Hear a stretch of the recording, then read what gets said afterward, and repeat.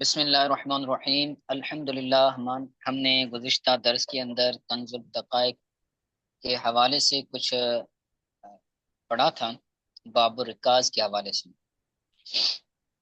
تو سب سے پہلے ہم نے تین چیزوں کو بیان کیا تھا کہ ایک ہوتا ہے معدنیات، ایک ہوتا ہے کنز اور ایک ہوتا ہے رکاز۔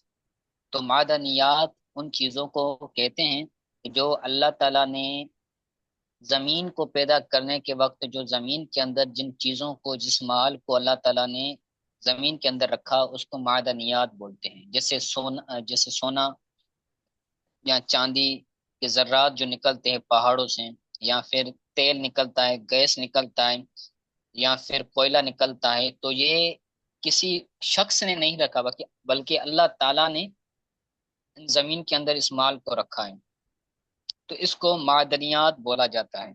ٹھیک ہے، جو اللہ تعالیٰ نے زمین کو پیدا کرنے کے وقت زمین کے اندر رکھا وہ معدنیات ہیں۔ اور اس کے علاوہ کنز کہلاتا ہے۔ کنز وہ ہوتے ہیں کہ جس کو انسان نے خود اپنے ہاتھوں سے یا اپنے ذریعے اس زمین کے اندر دفن کیا، زمین کو کھدوا کر صندوق کے اندر یا پھر دیگ کے اندر سونا چاندی وغیرہ رکھ کر اگر کسی نے زمین کے اندر دفن کر دیا تو اس کو کہتے ہیں کنز۔ تو اگر اور ان دونوں پر یعنی چاہے وہ معدنیات ہوں چاہے کنز ہو، ان دونوں کو رکاز بولا جاتا ہے، یعنی زمین سے نکلنے والا مال۔ ٹھیک ہے، رکاز کی پھر دو کس صورتیں بن گئی، معدنیات اور کنز۔ ٹھیک ہے، تو ان تینوں پر کیا ہوگا، پانچواں حصہ ہم نے پڑھا تھا، پانچواں یعنی خمس دیا جائے گا اگر کسی بندے کو زمین سے معدنیات ملتی ہیں یا پھر کنز ملتا ہے تو کیا ہوگا، اس کا پانچواں حصہ دیا جائے گا۔ وہ ٹھیک ہے، تو اور تیسری چیز انہوں نے بیان کی تھی ریبقن۔ ریبق یہ پتھر کا نام ہے، تو اس کا بھی کیا دیا جائے گا، اس کا بھی پانچواں حصہ دیا جائے گا۔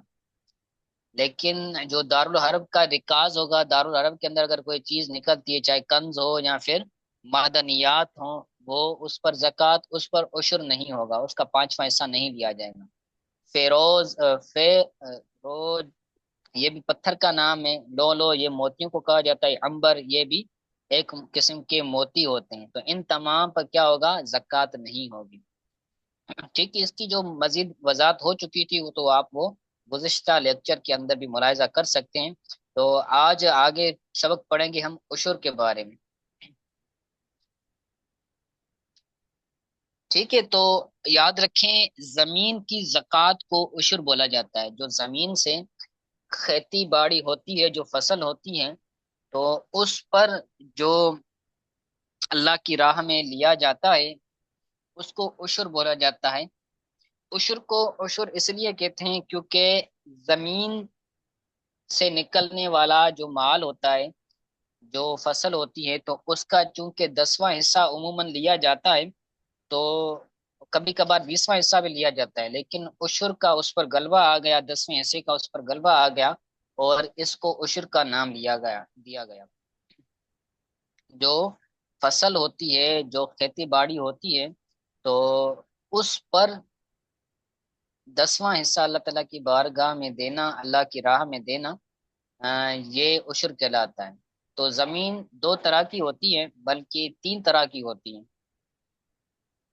بہاری شریعت کے اندر لکھا ہوا ہے کہ زمین تین طرح کی ہوتی ہیں۔ ایک زمین وہ ہوتی ہے جس کو عشری بولا جاتا ہے، ایک زمین خراجی ہوتی ہے، اور تیسری زمین نہ خراجی ہوتی ہے نہ عشری ہوتی ہے، یا پھر یہاں عشری بھی ہوتی ہے اور خراجی بھی ہوتی ہے، دونوں طرح کی ہوتی ہے۔ ایک عشری ہوگی ایک خراجی ہوگی، اور تیسری نہ عشری ہوگی نہ خراجی ہوگی، یعنی دونوں طرح کی نہیں ہوگی تو یہ تیسری قسم بن جائے گی۔ تو پہلی یعنی عشری زمین میں، اور جو عشری اور خراجی نہیں ہے یعنی پہلی قسم اور تیسری قسم میں جو خراجی ہے صرف، اس کے علاوہ عشری اور جو نہ عشری ہے نہ خراجی ہے، یعنی پہلی اور تیسری جو صورت ہے زمین کی، ان دونوں میں کیا ہوگا، عشر ہوگا۔ تو ایک خراج ہوتا ہے ایک عشر ہوتا ہے۔ عشر یہ زمین کی زکوٰۃ ہے مسلمان سے لی جاتی ہے اور مسلمان کو اس کا ثواب ملتا ہے، اگر وہ رضا خوشی سے دے، ثواب کی نیت سے دے۔ اگر اس سے ضبطن لیا جائے، جبرن لیا جائے، تو پھر اس کو ثواب نہیں ملے گا۔ جبکہ جو خراج ہوتا ہے وہ خراج کفار سے لیا جاتا ہے، جو کافر ہوتے ہیں، جو زمین دارالاسلام کے اندر کفار کے قبضے میں ہوتی ہے، دارالاسلام ہے، اس کے اندر کافر رہتے ہیں، تو کافروں کی زمین ہے، تو اب وہ جو کھیتی باڑی کریں گے، اس سے جو فصل ہوگی تو اس سے کیا لیں گے ہم؟ ان سے خراج لیں گے، تو وہ خراج ان کی زکوٰۃ نہیں کہلائے گی، کیونکہ زکوٰۃ کا سلسلہ اور جو سسٹم ہے، جو تعلق ہے، وہ مسلمان کے ساتھ ہے، کافر کے ساتھ نہیں۔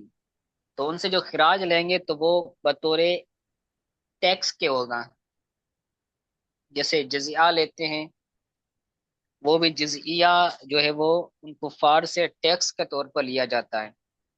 اسی طرح جو خراج ہوگا کافروں سے، وہ بھی ٹیکس کے طور پر لیا جائے گا، ان کو ثواب اس چیز کا نہیں ملے گا۔ ٹھیک ہے، تو زمین عشری اور خراجی، یہ مفہوم کلیئر ہو گیا؟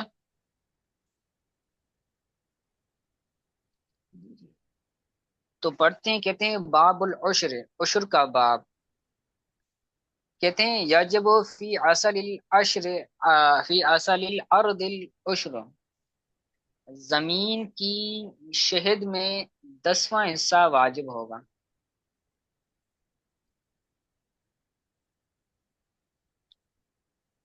جو عشری زمین ہے، اس عشری زمین کے اندر کیا ہوا؟ شہد پایا گیا، شہد وہاں پر ہوا، تو شہد کے پائے جانے کی وجہ سے کیا ہوا؟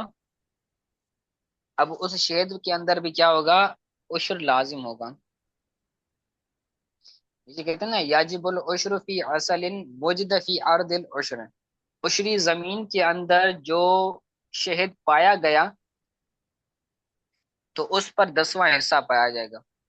یعنی زمین کے اندر شہد کی مکھیاں تھی، انہوں نے شہد کو بنایا، تو اب ان شہد کے اندر بھی کیا لیا جائے گا؟ عشر لیا جائے گا، یعنی 10واں حصہ لیا جائے گا۔ آگے دو صورتیں بنا رہے ہیں کہ جو کھیتی باڑی ہوگی، جو فصل ہوگی، اس کی دو صورتیں بنیں گی۔ وہ جو کھیتی باڑی ہوئی ہے، یا تو وہ آسمان کے پانی سے ہوئی ہوگی، یعنی بارش کے پانی سے ہوئی ہوگی، بارش کے اندر پھر وہ نہر کا پانی بھی آ گیا، دریا کا پانی بھی آ گیا، ٹھیک ہے، یا پھر سیلاب کا پانی ہو گیا، تو کیا ہوگا؟ اس میں پھر 10واں حصہ لازم ہوگا۔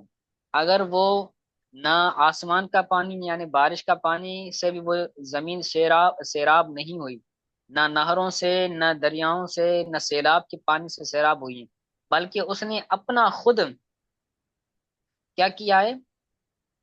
اپنا ٹیوب ویل لگایا ہوا ہے پانی نکالنے کے لیے، یا پھر ایسا موٹر کا سسٹم بنایا ہوا ہے بڑا بڑا، یعنی وہ خود مشقت کر کے پانی نکالتے ہیں اور زمین کو سیراب کرتے ہیں، تو پھر اس میں 20واں حصہ ہوگا۔ اگر آسمانی پانی ہے، سمندر کا یا نہروں کا پانی ہے، تو پھر جو مال اس کو حاصل ہوگا نا، اس حاصل ہونے والے مال کا وہ 10واں حصہ اللہ کی راہ میں دے گا، عشر کے طور پر۔ اور اگر اس نے اپنا خود سسٹم بنایا ہے، نہ نہر کا، نہ آسمان کا، نہ پھر سیلاب کا پانی تھا، تو اب اس سے کیا ہوگا؟ اس سے 20واں حصہ لیا جائے گا، یعنی 10ویں حصے کا آدھا لیا جائے گا۔ ٹھیک ہے، تو حصے اور پرسنٹیج میں فرق ہے، بعض لوگ حصے اور پرسنٹیج فیصد میں فرق نہیں کرتے۔ ٹھیک ہے، تو آگے کہتے ہیں وہ عبارت پڑھتے ہیں، کہتے ہیں وہ مسکی مسکی یہ سماعن، مسکی یہ سماعن وسائحن،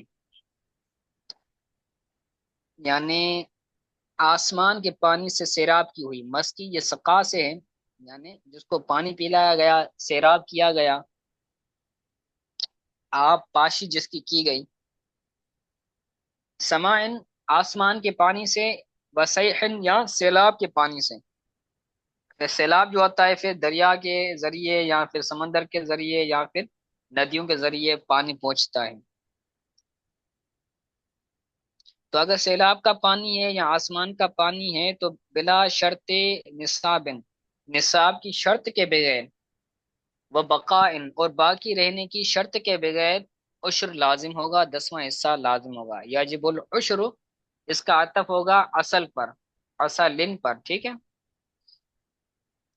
یعنی جس طرح عشری زمین کی شہد میں عشر لازم ہو رہا تھا، اسی طرح جو ہے وہ سیراب کی ہوئی زمین سے میں بھی عشر لازم ہوگا۔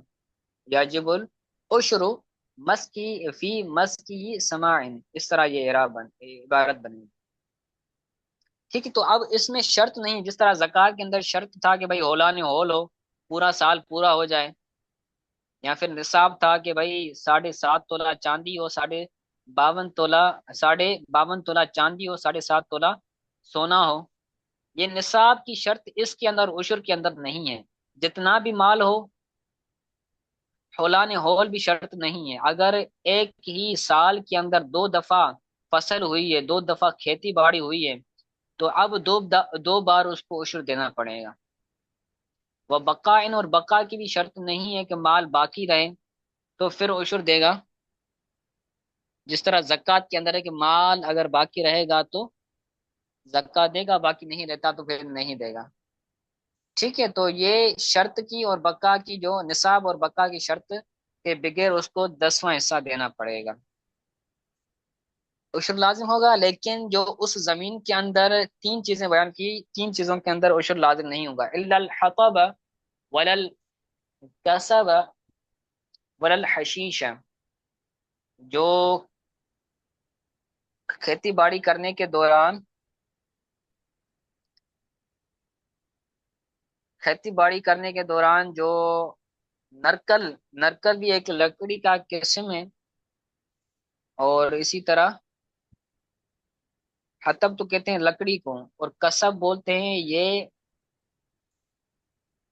جو ابھی میں نے بتایا کہ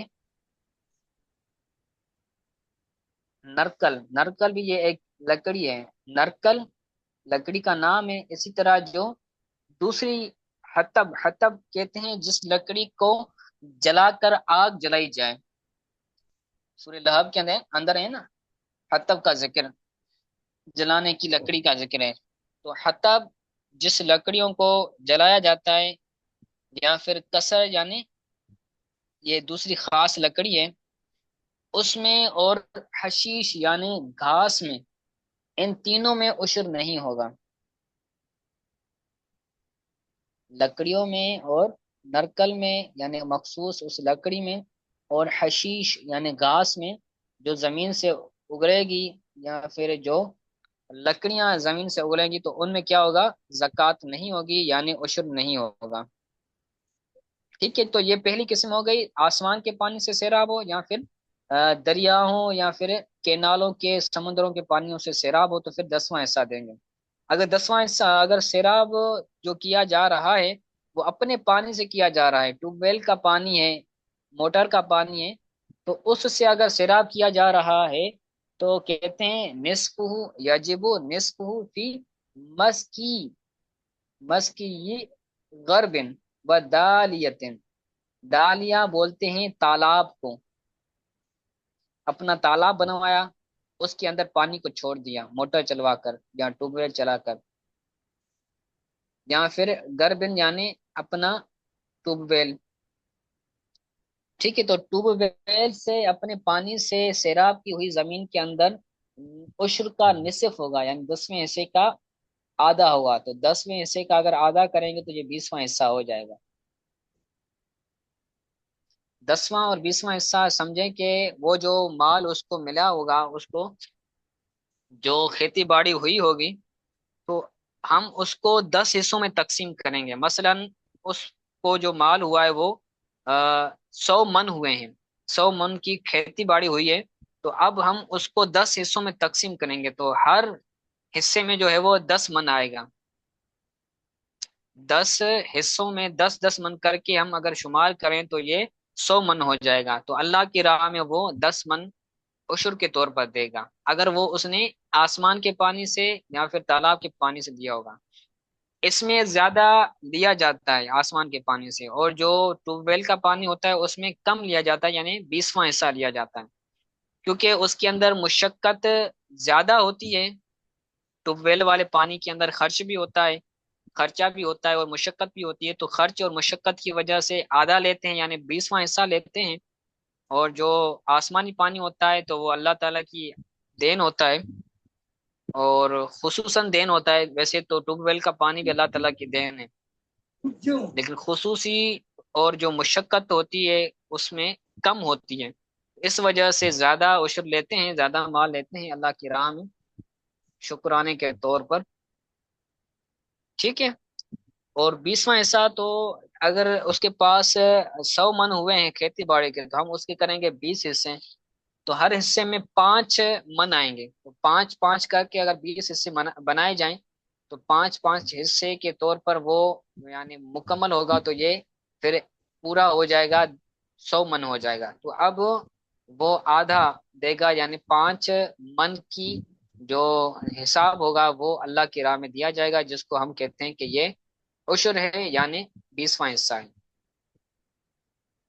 ٹھیک ہے۔ تو آج کے لیے اتنا سبق کافی ہے، اگر کوئی بات سمجھ نہیں آئی مزید ان شاء اللہ تعالی ہم آگے پڑھیں گے، اگر کوئی بات سمجھ نہیں آئی تو پوچھ لیں۔